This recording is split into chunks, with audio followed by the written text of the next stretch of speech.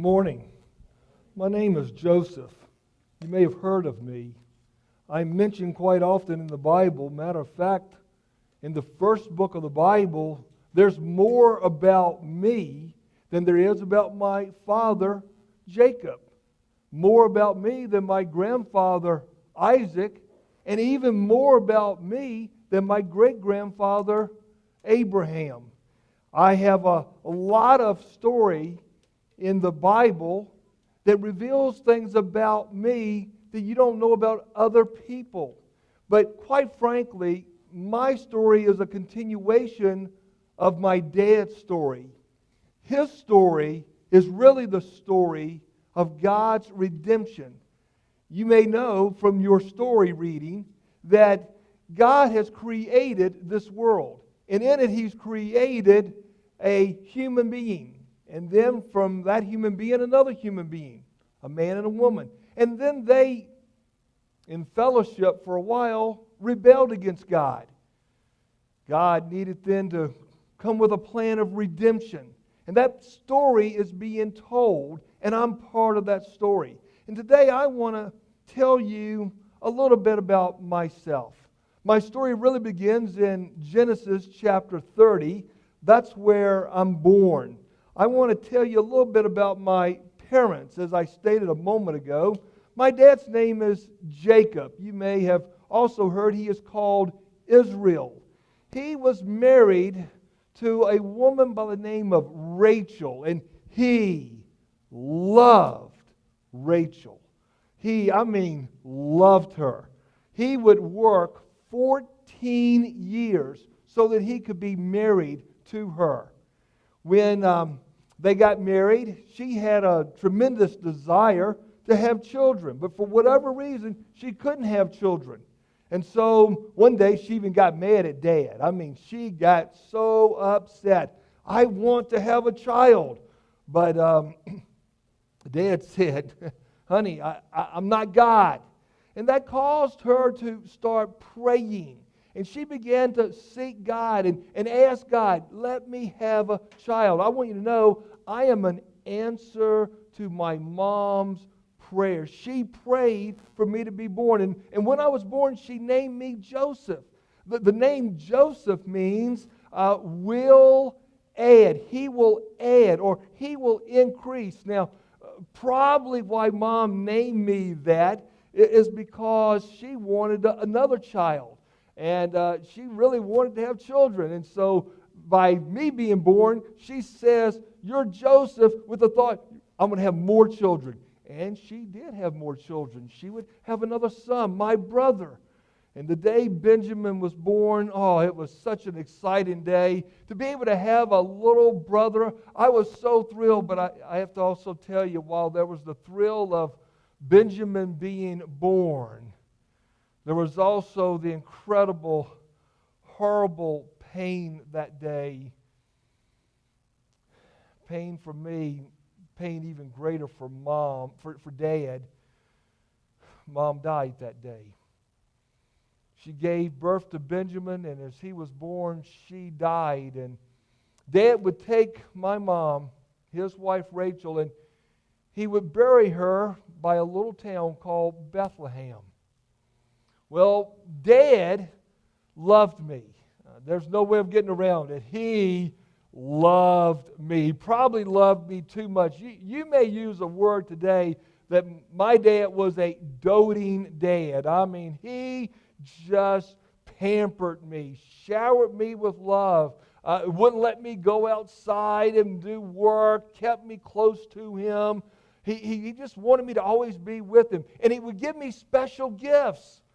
One day he gave me a very special gift. It was a coat. It was a coat of many colors. And boy, I loved this coat. Dad had made it himself. And I just loved to wear this coat of many colors. But my brothers. Have I told you about my brothers? I have some brothers. My dad, he was married not only to my mom, but he was married to my mom's sister. Her name is Leah, and she had 6 boys. had a girl also. And then he also had children from what would be called a handmaid. And so Leah had a handmaid, and he had 2 sons. And Mom had a handmaid, and she had 2 sons. And so there was 12 of us all together, but I had 10 stepbrothers, or I guess you would call them half-brothers, but whatever. We were somewhat dysfunctional. And my brothers did not like me. I just want you to, trying to be nice here, but my brothers did not like my coat. They did not like my relationship with Dad. They didn't like me. The word is they envied me. They were jealous of me, and because of their envy and because of their jealousy, they did mean things. I don't know if you've ever had family members do something mean to you. You know, when you think about life, sometimes your enemies do bad things to you. Sometimes maybe a neighbor do something bad to you. But when a friend stabs you in the back, when a family member stabs you in the back, I don't know what is worse, but to have a family member, well, my brothers were just flat out mean. Well, here's what happened. One day, just to show you how mean they were, one day my dad said to me, Joseph, I want you to go check on your brothers. They're taking care of the flocks over at Shechem, and I want you to go check on them. So I put on my coat of many colors, and I started making my way over there. And as I was on that journey, going to see my brothers, I had no idea of what was going to happen. You ever have a day that just absolutely changes your life? You're just going along with life, and all of a sudden, one day becomes like a huge anniversary date. It's the day that everything changed. Well, that's what's going to happen to me. This is going to be an incredible day. I had no idea when I was taking this journey that it was going to be so life-altering. As I'm making my way to Shechem, I find out my brothers aren't there. So I asked some people, where's my brothers? And they said they're down at Dothan. And so I started heading down to Dothan, and my brothers see me coming. And as I come around the corner, they see, here I'm coming, they see my coat. My brothers started putting together an evil plot. Yes, I use the word evil. They were scheming evil against me. And as I get there, they decided that they were going to kill me. There was a pit not too far from them. They would dig pits in those days where animals would come along and fall in, and then they could kill the animal and have it to eat. Well, they saw that pit, and they said, we're going to put Joseph in that pit. We're going to kill him, and we're going to put Joseph in that pit, and we'll tell Dad that some animal killed him. Well, my older brother, I heard later, Reuben, he decided to say to my brothers, don't do that. Let's just throw him in the pit. I think maybe Reuben had a little tenderness in him where he didn't want me to be killed, and he was going to try to get me back to Dad. But as I get there, they grab me. I have no idea what's going on, and they begin to strip off my coat of many colors. They rip it off of me, and they take me and they throw me into this horrible pit, this dark pit. And I find myself down in this pit now, and I'm down there walking around thinking, what is going to happen to me? What is going to happen? Is some animal going to come in here and eat me and devour me? Am I going to be down in this pit for a long time and I'm going to die of thirst and of food? What are my brothers doing? I can hear some noise up there, but they won't respond to me as I say to them, let me out. Well, after a little bit, they came over. And they opened up the pit. And they stuck their hand down and said, come on up, Joseph. And they began to pull me up. And I'm thinking, well, they're coming to their senses. We're going to be okay now. But as we got up and stood on our feet and looked out, I could see camels. And there was a bunch of men, traders, businessmen. And my brothers are talking with them. What are they doing? They were negotiating. They were selling me. And all of a sudden, I get pulled over and some man puts his rope around my arms and ties me. Says, you now belong to me. I couldn't believe it. My brothers had sold me into slavery. For 20 shekels of silver, I was sold. I looked at my brothers. I pleaded with my brothers. I begged them, don't do this. Please don't do this. They could see on my face. They could see the anguish, the pain that I was feeling. But they sold me. And I started on a journey into the great unknown. I'm told later what they did to my dad. They took that coat of many colors. They found a little goat. They killed it. And they poured blood all over it. And then they took my coat over to my dad, their dad. And they took that coat and presented it to him and said, Dad, this coat's got blood all over. You see it's torn. We can't. They acted so innocent. We can't tell whose coat this is. Do you think it's Joseph's coat? My dad looked at that coat, and yes, it was my coat, and he knew it was my coat. And he began to weep. He began to cry. As he held the coat, he realized that I was dead. And my brothers would led him to believe a lie that I was dead. And here's my dad, their dad, who was still grieving the loss of Mom, of Rachel. And yet they just stood there. And they let him believe that I was dead. And they despicable. That's the only word I can. They were absolutely despicable in how they treated me, but more despicable how they treated my dad.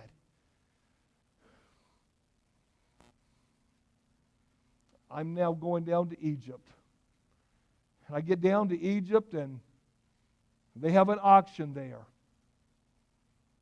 A man by the name of Potiphar, he works for Pharaoh. He purchased me. So I go to work for him. As I go to work for him, I didn't know what to expect. But he would give me assignments. He would say, I want you to take care of this. He said, I want you to take care of this garden. I want you to take care of this group of sheep. He had different businesses, and he said, you be responsible for it. He was amazed, and maybe I was a little amazed too, but everything I seemed to do, it just turned out great. I mean, I was successful. I was prosperous. But I'll tell you a secret. I knew something. I'm a believer in God, Yahweh. You call him Jehovah. He's a covenant-keeping God. Well, he was with me. And even though I had been taken from my father and from my family, I'm down in Egypt. Here's what I knew. God was with me. And everything that I was doing, it wasn't me. God was blessing me, and now I'm being a blessing to Pharaoh, to Potiphar. God was taking care of me. Well, for a while, everything was nice. But then all of a sudden, this part of the story I really don't like to tell. I don't like to talk about it. Because quite frankly, it's very irritating. It's very vexing. Potiphar's wife. She started flirting with me. I guess she thought I was handsome. She kept messing with me. Kept asking me to do things. She said, why don't we? And I'm like, I can't do this. This is not right. But this woman, she just kept pressing and pushing. Finally, one day, I just said plainly and clearly, I can't do this. I believe in God. I worship God. And to do anything with you would be totally wrong. First off, you belong to my master. You're Potiphar's wife. And I told her, I said, for me to do anything with you, it would be sin against my God. It would be, I used the word with her. I said it would be wickedness. Sexual sins is wickedness in the sight of God. And I was a man of purity. And I was not going to do what she wanted me to do. And I remind you today, you have to flee from sexual temptations. You have to get away from them. Well, here's what happened. One day, I'm in there working. I'm the overseer now. I'm in charge of everything. And as I'm working, she comes in. And I don't know how this happened, but there's no one in the house. No one. And as she comes in that day, she begins to flirt. She's making all kind of statements to me. She reaches over and grabs my coat. And she pulls it. And it comes off. Well, I ran out of there. I had to get away from it. I ran. Well, I will be nice and just say this wicked woman gets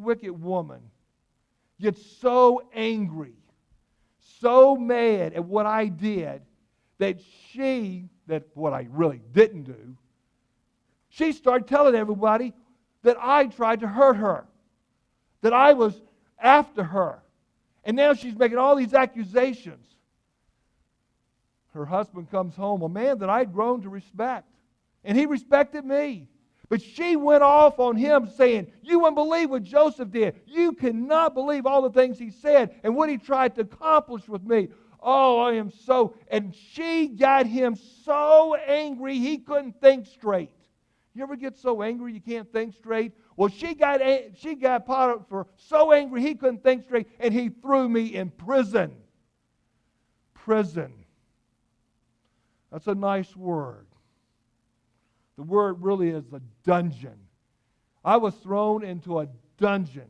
Here I have gone from being with my father, his favorite, being loved on, and now I am in Egypt, in not a house as a slave, where at least I had some nice things. I'm in a dungeon. Oh, can life get any worse? But as I was in that prison, the prison guard, the master, he said, here's what I want you to do, Joseph. He gave me assignments, and I started doing them. And you know what? I was successful.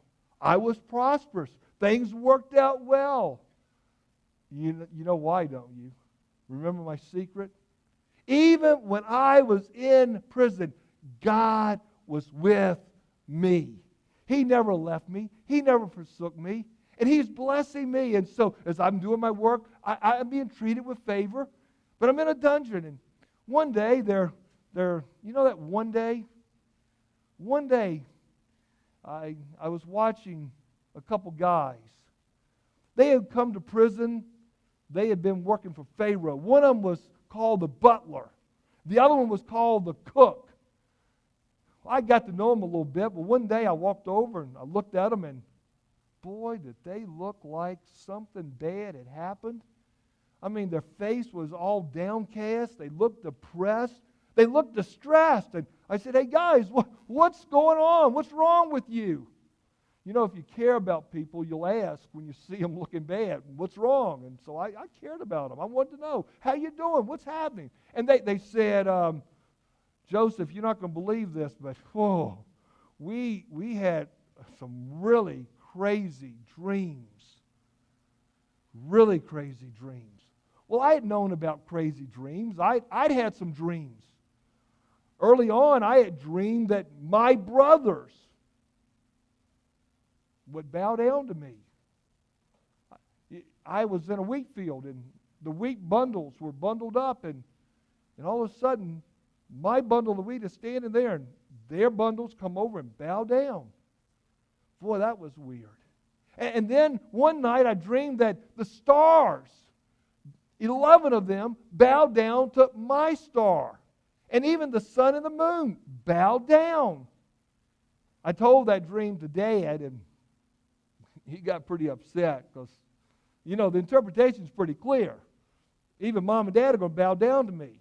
So I've got a little knowledge of dreams because I had some myself. And now they're telling me their dreams. And as they tell me the dreams, the guy says, 3 days from now, I see myself in this dream. I'm serving grape juice to the Pharaoh. I don't know what it means.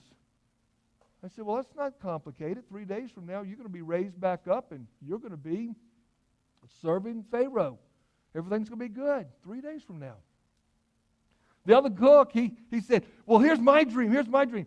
I had a basket of bread on my head, and birds were in that basket eating out the bread. Ooh. I thought about that for a moment. I didn't really want to tell him, but I said, well, here's the deal. 3 days from now, you're going to be used again to cook, but your food's not going to be very good, and Pharaoh's going to have you hung, and birds are going to eat your flesh. Well, 3 days came, and all of a sudden, both of them get summons to come to Pharaoh. As the butler's going out, I said to the butler, hey, do me a favor. When you get out of here, and you will, you're going to be promoted today, remember me. Now, I've never complained much. I've tried to have a good attitude, but being in a dungeon, I found myself saying, somebody needs to do something for me because I don't belong here. I was wrongly accused. I have no business being down here. Remember me. Well, that day, the butler gets promoted. The cook got hung. And I got forgotten. Forgotten. A week went by. Forgotten. A month went by. Forgotten. A year goes by. Forgotten. Another year goes by. Forgotten. I don't know if you've ever had that feeling. Forgotten. Been jerked away from my father. Have to go to work for a man in Egypt. His wife falsely accuses me. Now I'm in a dungeon. I even helped a guy out and forgotten. Just incredible pain. Forgotten. But then all of a sudden, one day, remember that one day thing? How all of a sudden one day your life just changes? One day. Here I am in the prison, just doing what I'm supposed to do. And they come down and they said, Joseph, get yourself cleaned up. Change your clothes. You've got to go stand before Pharaoh. I got to go stand before Pharaoh? Yes. Now get ready. So I got ready and I go out there. As I'm headed, someone says, get ready, Joseph. You're going to be told some things today. You've got to help Pharaoh out. He's had a dream. Matter of fact, he's had 2 dreams. Well, I get there and Pharaoh looks at me and says, I understand you can interpret dreams. I was very clear with him. I can't interpret dreams. God interprets dreams. I wanted him to know everything I do is for the glory of God and by God's grace. I can't do anything. It's not of me. So as he's asking me to do something, I wanted him to know if anything happens, it's because of God. He said, well, I've had a dream. And he tells me the dream. Matter of fact, it's 2 dreams. He says, there's these really beautiful cows, and they're eating, and they're getting fatter, and everything's wonderful. And then all of a sudden, 7 ugly cows come up and eat the 7 good cows. And then I had another dream, and there's these 7 beautiful ears of corn. And then 7 ugly ears of corn come up and eat them. What in the world have I dreamed? And I thought, well, that's not complicated. God gave me the answer, and I said, Pharaoh, here's the deal. You're going to have 7 incredible, great years of harvest, and then you're going to have a famine. 7 years. And everything that's been good is going to be taken by that which is bad. And you better prepare. You better prepare. Store up now for that when the bad comes. Well, Pharaoh's sitting there going, wow, Joseph, you are incredible. You understand this. And next thing I know, he tells me, you're no longer going to be a prisoner. You're going to be the prime minister. And I was able to take off my prison garments, and I put on an incredible, beautiful royal robe, because now I was the prime minister of Egypt. You talk about changing fast as someone could change a shirt. Here I go, being one day in the prison, and now I'm in the palace. Just like that, my life changed. I'm now the prime minister of Egypt. And the Pharaoh says, I'm going to give you my signet ring, and everything that you want done, you do it. You only answer to me. Well, I knew 7 years are coming. They're going to be great years, but then there are going to be those 7 horrible years. So I went to work. I started getting everything stored up, and we were putting away grain and getting prepared for the famine. I got married. Had a couple boys. One of the boys, I named him Manassas. I named him Manassas because that name means God has helped me forget my pain. I miss Dad. But I'm moving on. And then I had a son named Ephraim. And Ephraim, he means that God has blessed me in the midst of my affliction. And you know, if you've been listening to my story, I've been through a lot. But God just kept blessing me. And so I named him Ephraim. Well, the 7 years came. We had phenomenal harvest. But then the 7 bad years started. And when they started, it hit. It hit hard. And very quickly, all over the world, things were bad. Even where my dad lived. Well, one day I looked out. 10 men. 10 men. Boy, they look familiar. They look like, yes, they're my brothers. My brothers were coming to Egypt. I had those dreams that they would bow down. Well, here they're coming. And they come in and they say, we need grain. We need to buy grain. Well, I wouldn't tell them who I was. I decided I would mess with them a little bit. I mean, after all they had done to me, I wanted to find out something. I wanted to know if my brothers had changed, if they had gotten better, if they had matured, if they'd grown up, if they quit being so mean and jealous. So I said, you're a bunch of spies. You're a bunch of spies. And, no, we're not spies. Well, who are you really? Tell me everything. And they told me about my dad. They told me about me and about my little brother and how that Dad and Benjamin were still back there in the land of Canaan. Boy, it was tough to hear it. Even when they talked about me, I was so overcome. I almost started crying in front. I had to go hide and cry, and then I wiped my tears. I came back out, and I still was hard on them. I said, "You're a bunch of spies."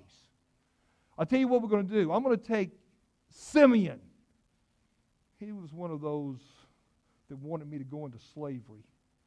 I said, I'm going to put Simeon in jail, and you go back and you bring your little brother Benjamin down here to me. If you're telling the truth, they told me they were honest men. Honest men after what they did to me? Honest men after what they did to Dad?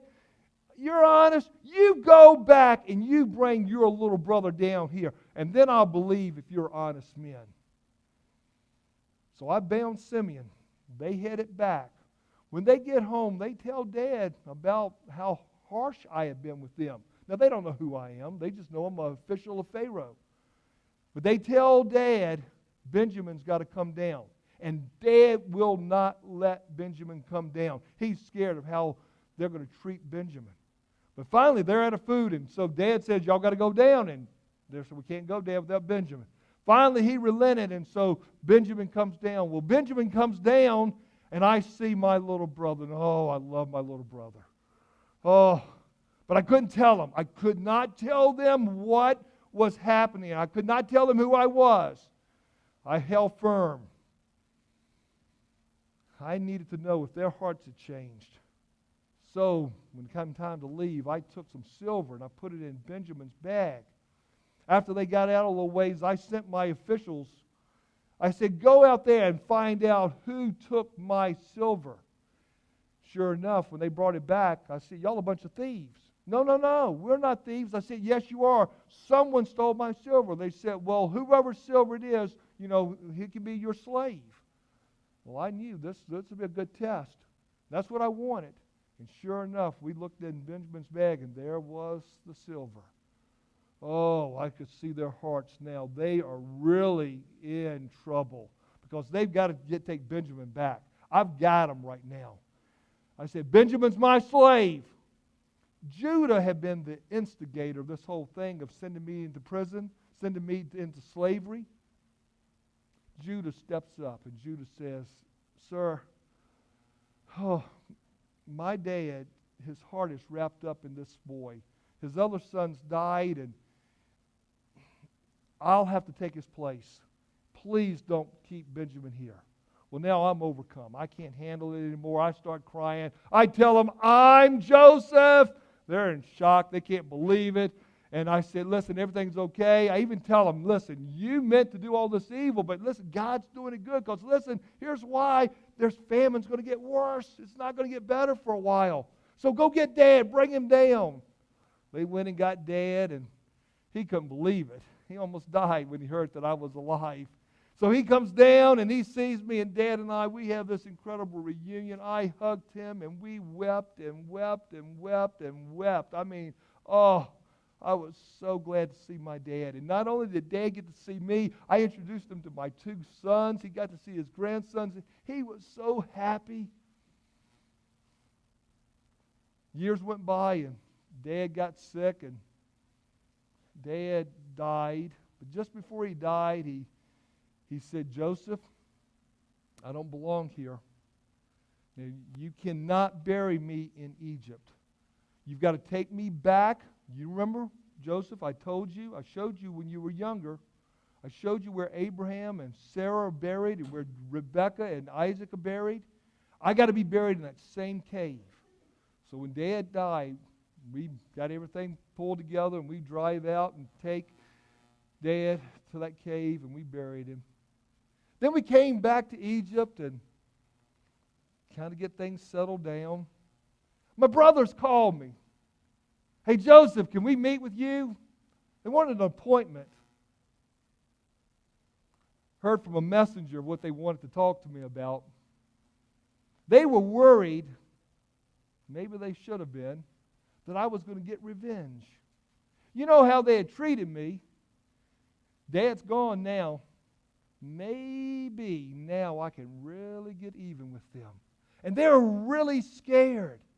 And so they send a message and say, listen, you know Dad wants you to forgive us. So they come in and we meet. I told them, I said, guys, I guess I have a different perspective on life. And I was very careful with my words. You thought to do evil. You schemed to do evil. You meant to do evil. But God, but Yahweh, He had a different plan. He took what you meant and He was able to turn it. He meant it to be for good. I chose a word to say to them, it's like weaving. You know how Dad made my coat and he would have a color that was red and then he'd have a color that's green? He would wove it together. He would cover over. Well, here's the deal. I knew that when all this was happening to me, God had a bigger picture. And even though they did evil, and I'm not excusing them for 1 second, and when people do evil to you, it's evil. But you've got to take a perspective of, wait a minute, our God can take what is evil and turn it to good. And I just believe that God was doing something bigger. He had a bigger picture. And even while they were doing wrong, God could make it good. And that's the perspective I took with them. I still dealt with them. They got their hearts right. But I wasn't going to be bitter and filled with hatred. I was trusting God to take that which was bad in my life and make it good. And you know, God does that with so many people now. He'll take someone involved in sex trafficking, not of their fault, and they'll get out of it, and then they become an advocate. Someone's been abused and hurt bad, not their fault, and they'll use it now for good. God's even so amazing, He'll sometimes take someone who does evil themselves and turn it for good. You think about a guy named Chuck Colson. I heard about a guy named Chuck Colson, prison ministry. I know about prison. Well, here's Chuck Colson. He's wrong in what he does. He goes to prison, and then he learns about the needs of prisoners. When he gets out, he creates a thing called prison fellowship. God took even his evil and turned it for good. What a God we serve. Well, you would think that's my story, and you would think that's what everybody ought to focus on, but I got to tell you, when it really comes to my life story, it's not really my perspective that I think you ought to focus on. I think you ought to really focus on what the writer of Hebrews thought about me. The writer of Hebrews, in chapter 11, I hear he writes this whole chapter called the chapter of faith, about the great men of faith, and he puts me in it. And you know what he talks about? He doesn't talk about my coat of many colors. He doesn't talk about my being in prison. He doesn't talk about my purity. You know what he talks about? He talked about my coffin. Isn't that interesting that he would talk about my coffin? In the last days of my life, I lived to be about 110 years of age. In my last days of life, I pulled my brothers and my family members together. It's about 70 of them now. And I said, guys, I want to tell you something. As I'm getting ready to die, I want you to know something. I want you to know it clearly. God will take care of you. God will surely take care of you. And there's coming a day they're going to put me in a coffin. I want you to know where my bones are. I want you to know where that coffin is. And in that day, don't you bury me in Egypt. Don't you leave me here in Egypt. You take my coffin and you bring it back. You take it back to Israel, to where Dad is buried. And you bury me in the land of Canaan, the land that's going to be called Israel. Don't you leave my coffin down here. You know these Egyptian pharaohs, they have these incredible tombs. Don't you do that with me. I don't want to be buried in Egypt. I want to be buried in the land of Canaan. And here's what I want you to know. Every time you think about taking my bones back, I want you to remember something. God will take care of you. If I have my wishes, I'd want you to put on my casket this phrase: God will take care of you.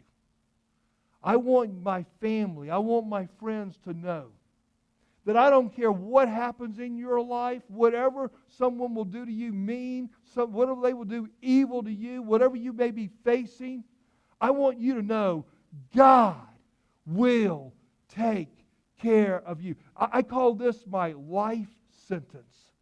Do you have a life sentence? The one sentence that will sum up your life? For me, my life sentence, the very last thing I was saying to my family and friends as I was getting ready to die was, God will take care of you.